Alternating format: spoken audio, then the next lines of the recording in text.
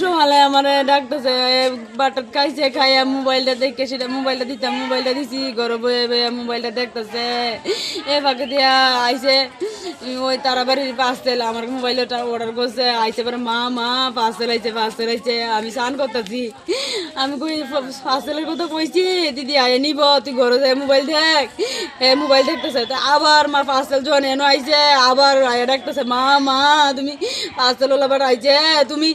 তুমি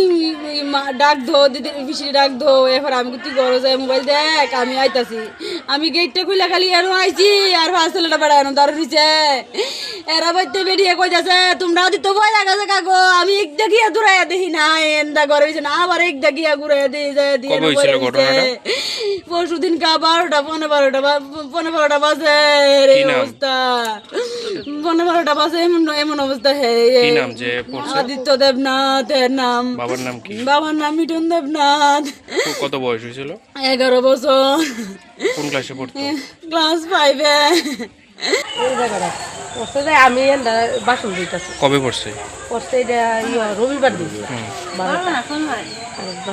এই শনিবার না তো কি দেখছেন তারপরে কি কইছেন দেখে এরপরে দেখেছি আমি তো এটা রক্ত দেখতে পারতেছি না আমার গায়ের গামছাটা দিয়া আরেকজনে ফেস দিছে দিয়া পরে অটোটা লেগে গেছে আমি আবার অটো লেগে দৌড়ে রাস্তা দিয়েছি গিয়েছে আবার অটো আনছি তারপর কই নেওয়া হয়েছে এবারে দিবি নিছে মারা গেছে কবে মারা গেছে আজকে